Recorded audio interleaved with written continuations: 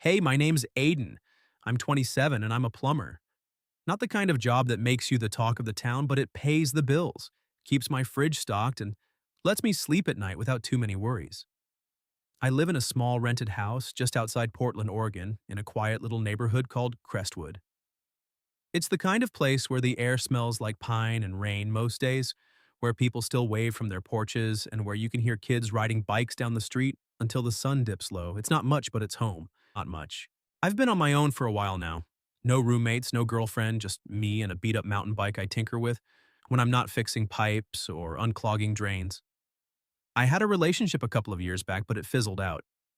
She wanted a guy with bigger dreams than fixing leaky faucets, and I couldn't blame her. I like my life simple. Wake up at 6, brew coffee strong enough to wake the deadhead to work and come home to a cold beer and whatever's on the radio. Rinse and repeat. It's not exciting, but it's mine. That Friday started like any other. I got home around 5, my hands still smelling faintly of copper and sealant from a long day at a client's house. I'd been meaning to fix a wobbly hinge on my kitchen cabinet for weeks, and I finally had a free evening to tackle it. I grabbed my toolbox from the garage, spread it out on the counter, and got to work. That's when I realized I was missing my adjustable wrench, the one tool I needed to tighten the damn thing. I could have driven to the hardware store 20 minutes each way, but I'm stubborn about finishing what I start. Besides, gas isn't cheap. Across the street lives Melinda. She's 42, though you wouldn't guess it from the way she carries herself. I've seen her most mornings watering her roses or grabbing the mail, always with a gentle smile that feels like it's holding something back. We've never talked much, just the usual neighborly nods and nice weather, huh kind of stuff. I knew she was married, though I rarely saw her husband around. Big house, neatly trimmed lawn, a silver SUV parked out front. They seemed to have it all together. I figured she might have a wrench lying around, so I dusted off my hands, threw on a clean shirt, and walked across the street. The sun was starting to set, painting the sky in shades of orange and pink. Crestwood was quiet, just the hum of a lawnmower a few houses down and the faint bark of a dog.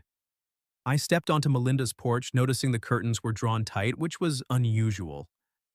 Normally her windows let out a warm glow like the house was alive. Today it felt still. I rang the doorbell and waited, shifting my weight from one foot to the other. No answer. I was about to turn back when the door creaked open. There she was. Melinda. But not the Melinda I was used to seeing. Her brown hair was a tangled mess falling loose from a half-hearted ponytail. Her eyes were red and puffy like she'd been crying for hours. She wore an oversized gray cardigan that swallowed her frame, and her hands clutched the sleeves like she was trying to hold herself together. I froze the question about the wrench stuck in my throat. Aiden, she said, her voice soft but shaky. Hey, I wasn't expecting anyone. She tried to smile, but it vanished as quickly as it came, like a candle snuffed out by the wind. You okay? I asked, the words slipping out before I could think. I didn't know her well enough to ask something like that, but seeing her like this wrecked raw, it hit me hard. She looked at me for a long moment, like she was deciding whether to shut the door or let me in. Then she stepped back, holding the door open. Come in, she said. Just that. No explanation, no excuses. Just those two words, heavy with something I couldn't name. I hesitated. I didn't know what I was walking into, but my feet moved before my brain caught up. I stepped inside and the door closed behind me with a soft click. The house smelled faintly of wine and something floral, maybe from a candle that had burned out. The living room was a mess, tissue scattered on the coffee table, an empty wine glass tipped over a throw blanket crumpled on the couch. It was nothing like the tidy space I'd imagined from the outside. Melinda sank onto the couch, pulling her knees up like a kid trying to make herself small. I stood there, awkward, my hands shoved in my pockets. I came to borrow a wrench, I said, feeling stupid for even mentioning it. But, you don't look okay. What's going on? She let out a breath, sharp and unsteady, and ran a hand through her hair. Her fingers trembled slightly. I kicked him out, she said, her voice barely above a whisper. My husband. I found out he's been cheating for years, and I couldn't do it anymore. The words hung in the air, heavy and jagged. I didn't know what to say. What do you say to that? I'm sorry. That sucks. Nothing felt right. So I just sat down on the armchair across from her, leaning forward, my elbows on my knees. I'm here, I said, because it was the only thing that felt true. If you want to talk, I'll listen. She looked at me, her eyes searching mine like she was trying to figure out if I meant it. Then she nodded just once and started talking. About the years of pretending everything was fine. About the lies she'd told herself to keep going. About the moment she realized she'd lost who she was in the process. I don't even know who I am anymore, she said, her voice breaking. Just someone's wife. And now, not even that. I didn't have answers. I'm a plumber, not a therapist. But I stayed. I listened. And as the light faded outside, I realized I didn't want to leave her alone in that quiet, broken house. I sat there in Melinda's living room, the silence between her words heavier than the air outside. The house felt like it was holding its breath, like it was waiting for something to break or mend. The coffee table was littered with crumpled tissues, a half-empty bottle of red wine, and that lone glass tipped on its side, a faint ring of maroon staining the wood. The room smelled like that wine mixed with something softer, maybe lavender from a diffuser tucked in the corner. Melinda was curled up on the couch, her cardigan swallowing her hands fidgeting with the hem. She looked smaller than I'd ever seen her, like the woman who waved at me every morning had been replaced by someone else. She'd just told me she kicked her husband out. Years of cheating, years of pretending, years of losing herself in a marriage that was more habit than love. I didn't know what to say. I'm not good with big emotions, pipes, and wrenches, those I can handle. But this was uncharted. I stayed, though, because leaving felt wrong. I leaned forward in the armchair, my hands clasped, trying to look like I wasn't out of my depth. You don't have to stay, Melinda said suddenly, her voice low, almost like she was testing me. She wasn't looking at me, her eyes fixed on the floor. I'm a mess. You don't need to deal with this. I'm not dealing with anything I said, keeping my tone steady. I'm just here. You don't have to go through this alone. I meant it even if I wasn't sure why. Maybe it was the way her voice cracked when she said she didn't know who she was anymore. Maybe it was the way her hands shook like she was trying to hold on to something that kept slipping away. She glanced up, her eyes meeting mine for the first time since I'd walked in. They were still red, but there was something else there. Gratitude maybe, or just relief that someone wasn't running for the door. Thanks, Aiden, she whispered. Then she started talking again like a dam had broken. She told me about the early years with her husband, how they'd been happy once, or at least she thought they were. How she'd ignored the late nights, the excuses, the messages she wasn't supposed to see. How she'd stayed because she didn't know how to leave, didn't know who she'd be without him.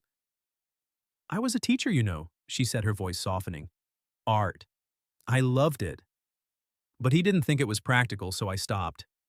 I stopped a lot of things. I nodded, not because I understood exactly, but because I wanted her to keep going. What kind of art, I asked, just to keep her talking. She gave a small, sad smile like she hadn't thought about it in years. Watercolors mostly. Landscapes. I used to paint the coast, the trees, the way the light hits the water at dusk. It made me feel alive. She paused, her fingers twisting the sleeve of her cardigan. I haven't touched a brush in a decade. That's a shame, I said, leaning back. You sound like you were good at it. Why'd you stop? She shrugged, her eyes drifting to the window. I don't know. Life, I guess. Marriage. You start thinking what you love doesn't matter as much as what you're supposed to do. She laughed, but it was hollow. God, listen to me. I sound pathetic. You don't? I said maybe too quickly. You sound like someone who's been carrying too much for too long. She looked at me again, longer this time, like she was trying to figure out if I was just being polite. I wasn't. I didn't know much about her life, but I knew what it looked like when someone was breaking and still trying to hold it together. I'd seen it in my mom after my dad left when I was a kid. I'd seen it in myself after that breakup a couple of years back. It wasn't pathetic. It was human. We talked for hours, the kind of talk that starts heavy and then drifts to lighter things. I told her about the time I fixed a pipe so badly it flooded a client's basement, and she laughed a real laugh, even if it was quiet. She told me about the first painting she ever sold, a little seascape she'd done in college, and how proud she'd been. Somewhere around midnight, she leaned back on the couch, her eyes heavy. Aiden, she said softly, can you stay just a little longer? I didn't hesitate. Yeah, I'm not going anywhere. She nodded, her shoulders relaxing for the first time all night. We kept talking, but her words got slower, softer, until she was just murmuring about the smell of rain on the Oregon coast. Her head tilted, resting against my shoulder, and then she was asleep. I didn't move. I just sat there listening to her steady breathing, the faint hum of crickets outside. The room was dark now, just a sliver of moonlight slipping through the curtains. I didn't sleep. I didn't want to. For reasons I couldn't name, I wanted to be there right there, keeping watch over that fragile moment where she felt safe enough to let go. When the first light of dawn crept through the window, Melinda stirred, blinking up at me. "You stayed," she said, her voice barely a whisper, like she couldn't believe it. "Told you I would," I said, managing a small smile. She sat up, brushing her hair back, looking embarrassed but grateful. I don't know what to say. "Thank you." "Don't need to say anything," I said, standing up, my legs stiff from sitting so long. "I'll check in on you tonight, okay? After work." She nodded, her eyes softer now, less raw. "Okay." I walked out into the cool morning air, the neighborhood still asleep. My house was just across the street, but it felt farther away than it ever had. Something had shifted, something I couldn't name yet. I didn't know what I was getting into, but I knew I'd be back.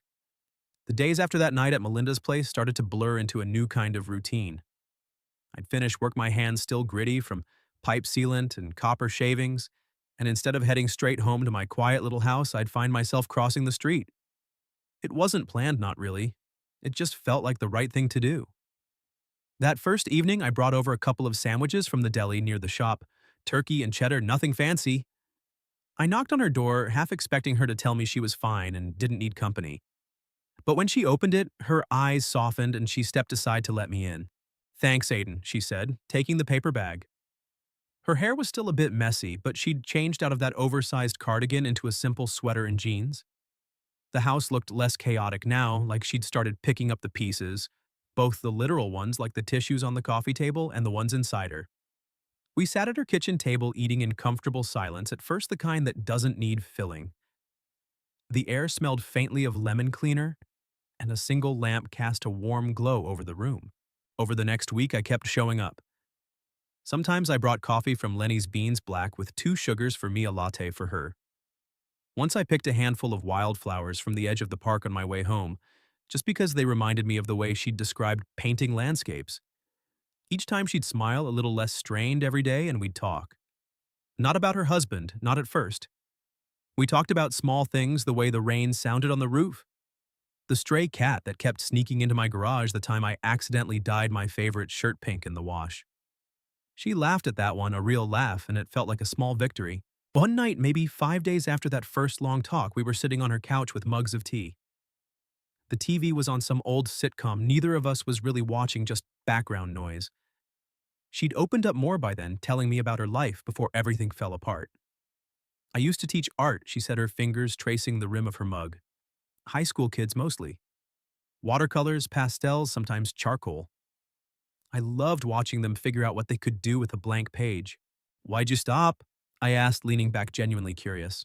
She sighed, her eyes drifting to a corner of the room where a stack of old sketchbooks sat gathering dust. "When I got married, he thought it wasn't practical. Teaching didn't pay much, and he wanted me to focus on the house on him. So I did. I thought that's what you do when you love someone, you give up pieces of yourself to make it work." I shook my head, not sure if I was annoyed at her ex or just sad for her. "That's not how it's supposed to be. You shouldn't have to stop being you." She looked at me, her expression caught somewhere between surprise and something softer. "You say that like it's easy." "It's not," I admitted. "But you should paint again. You sound like you miss it." She didn't respond right away, just sipped her tea and stared at the sketchbooks. I didn't push. But the next day, I stopped by a flea market on my way home from a job. Tucked in a corner stall, I found an old wooden box of watercolor paints, the kind with little dried-up cakes of color that probably hadn't been touched in years. It wasn't much, but it felt right. When I showed up at her door that evening, I held it out like it was no big deal. "Found this," I said. "Thought you might want to give it a try." Melinda's eyes widened, and for a second I thought she might cry. But she just took the box, her fingers brushing mine, and said, "You didn't have to do that." "I know," I said, shrugging, "but I wanted to." The next night, she invited me into her kitchen where she'd set up a small table by the window. The watercolor box was open, a piece of paper in front of her with a single streak of blue across it. "It's not much," she said, almost embarrassed. "I'm rusty." It's a start, I said, leaning against the counter. That's what matters. She smiled, then a real one, not the fragile kind I'd seen that first night. It hit me harder than I expected that smile. It wasn't just gratitude, it was like she was remembering who she used to be. And I wanted to keep seeing it. But as I walked home that night, the cool Oregon air biting at my knuckles, a knot formed in my chest. What was I doing? I was just a guy who fixed pipes, who rode a beat-up bike and lived in a rented house with creaky floors. She was Melinda, a woman who'd lived a whole life I couldn't even imagine. Was I just being kind, or was I starting to feel something I shouldn't? I pushed the thought away, but it kept creeping back. By the end of the week, I was sitting in my truck after a long day staring at her house across the street. The porch light was on, like it was waiting for me. I didn't know where this was going, but I knew I couldn't keep showing up just to check on her. It was more than that now, even if I wasn't ready to admit it. "Hey, Melinda," I said the next evening, standing in her doorway with 2 cups of coffee. "You ever been to Cannon Beach? It's not far. Maybe we could go this weekend. Just get out of here for a bit." She hesitated, her fingers tightening around the mug. "I don't know, Aiden. I'm not sure I'm ready for that." "It's just a day," I said, keeping my voice light. "No pressure, just you, me, and the ocean." She looked at me, searching my face, then nodded slowly. "Okay, let's try it." The drive to Cannon Beach was quiet at first, just the hum of my truck's engine and the soft patter of rain against the windshield. It was Saturday morning, and the Oregon sky was its usual gray, heavy with clouds that promised more drizzle than storm. Melinda sat in the passenger seat, her hands folded in her lap, staring out the window at the passing pines. She'd hesitated about this trip all week, saying things like, "I don't know if I'm up for it, or maybe it's too soon." But I'd kept it light, telling her it was just a day, just a change of scenery. Now here we were, an hour out from Portland, the ocean, waiting somewhere beyond the fog. I glanced at her as I drove her profile soft against the gray light. She'd pulled her hair into a loose bun, and she wore a navy sweater over jeans, a scarf draped around her neck like she was bracing for the cold. She looked better than she had that first night, less fragile, more like the woman who used to wave at me from her garden. But there was still a weight to her, like she was carrying something she couldn't quite set down. "You good?" I asked, keeping my eyes on the road. She turned to me, a small smile tugging at her lips. "Yeah, just been a while since I did something like this. Feels strange." "Strange bad or strange good?" I asked, raising an eyebrow. She laughed, a quiet sound that warmed the cab of the truck. "Strange good, I think." We got to Cannon Beach just before noon. The air was sharp with salt and seaweed, and the waves crashed against the shore with a rhythm that felt like it could wash away anything. Haystack Rock loomed in the distance, a giant silhouette against the misty horizon. The beach wasn't crowded, too chilly for tourists, but a few locals wandered with dogs or kites. I parked near a small ice cream shop, and we grabbed cones, mint chocolate for me, vanilla for her, before walking down to the sand. Melinda kicked off her shoes, letting her toes sink into the cold, wet sand. "I forgot how much I love this," she said, her voice almost lost in the wind. She closed her eyes, tilting her head back as a breeze tugged at her scarf. For the first time, I saw her without that shadow of grief, like she was remembering how to breathe. "You used to come here a lot?" I asked, licking a drip of ice cream off my thumb. "When I was younger," she said, opening her eyes. "My mom brought me every summer.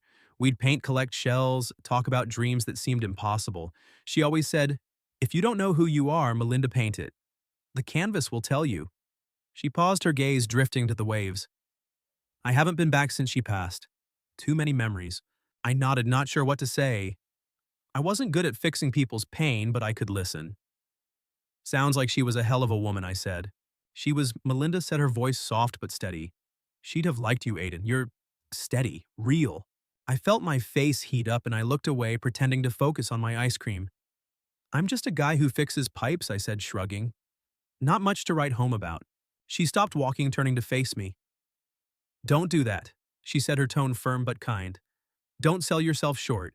You've been here every day when I didn't even know how to ask for help. That's not nothing." I met her eyes, and for a moment the world felt smaller, just her, me, and the sound of the waves. I wanted to say something, anything, but my throat felt tight. Instead, I just nodded and we kept walking. The afternoon passed in a blur of small moments. We chased waves, laughing when they caught our ankles. She picked up a smooth gray stone and tucked it in her pocket, saying it was for luck. We sat on a driftwood log sharing a thermos of coffee I'd brought, and she told me stories about her mom, how she'd taught her to mix colors to see beauty in the ordinary. And then, as the sun dipped low, painting the sky in streaks of gold and pink, a cold gust swept across the beach. Melinda shivered, pulling her scarf tighter. Without thinking, I reached for her hand. Her fingers were cold, but they curled around mine, steady and sure. Neither of us said anything. We just stood there watching the horizon, the waves rolling in and out. I haven't laughed like this in years, she said, finally her voice barely above the wind. I didn't think I could. You deserve to, I said, surprising myself with how much I meant it. I like seeing you smile, Melinda. It's good. She turned to me, her eyes searching mine. I didn't think anyone would care enough to notice, she said. But you do. My heart thudded too loud in my chest. I wanted to pull her closer to tell her I'd keep showing up as long as she let me. But I didn't. I just squeezed her hand and she squeezed back. That was enough. We drove back as the sky darkened, the radio playing some old folk tune neither of us knew the words to. Melinda was quiet again, but it wasn't the heavy silence from before. It was softer, like she was letting herself feel something new. When I pulled into her driveway, I walked her to the door. Thanks for today, she said, her voice warm. I needed it. Anytime I said meaning it. Back in my own house, I couldn't shake the feeling that something had shifted on that beach. Holding her hand, seeing her laugh, it wasn't just about being a good neighbor anymore. But as I lay in bed staring at the ceiling, a new thought crept in.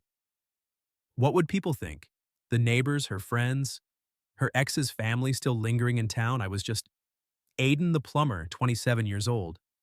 She was Melinda, 42, with a life I was only starting to understand. Was I crazy to think this could be anything more?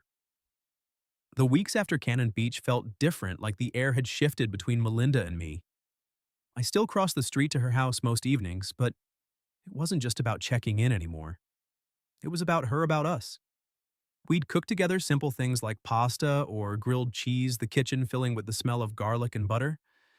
We'd sit in her backyard, her with a sketchbook, me with a beer, watching her mix colors under the fading light. She was painting again, not just streaks of blue, but real pieces.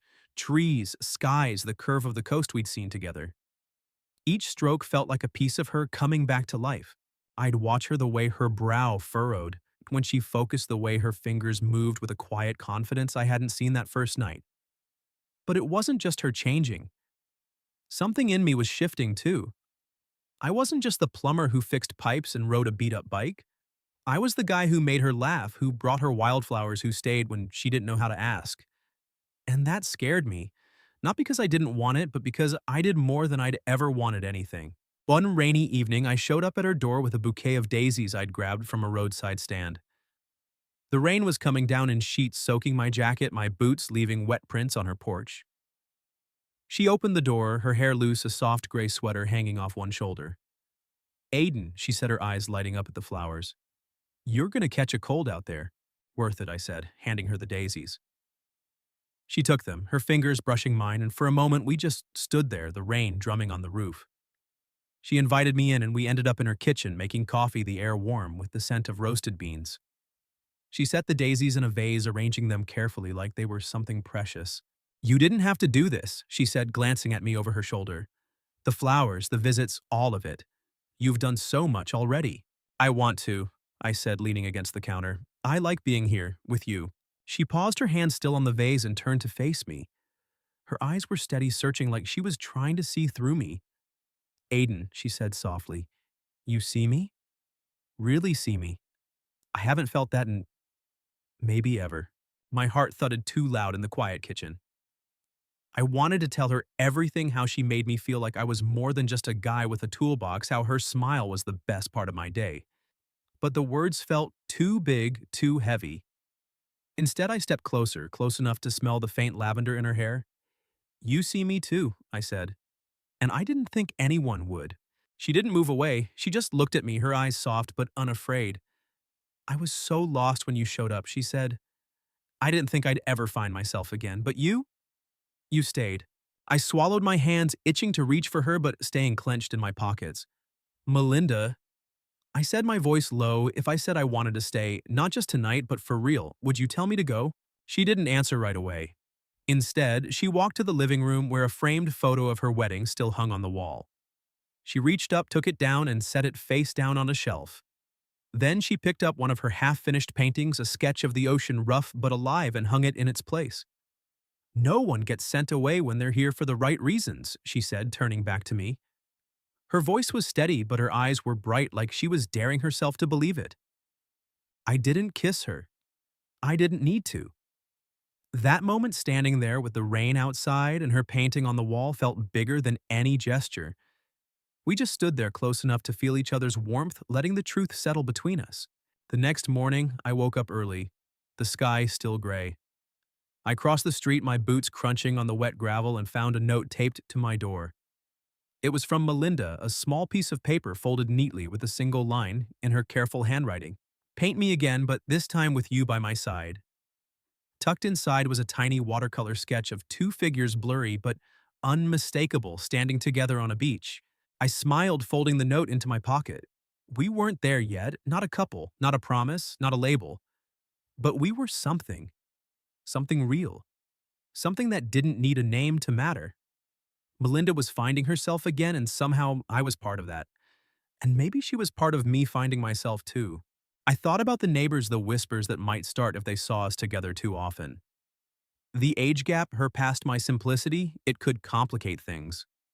But standing there with her note in my hand, I didn't care. Some people only need one person to stay to see them, to believe in them. And for Melinda, I wanted to be that person. What's your story? Have you ever found someone who saw you when you couldn't see yourself? Share in the comments below. And if this story hit, you hit that subscribe button. There's more where this came from. Bye-bye.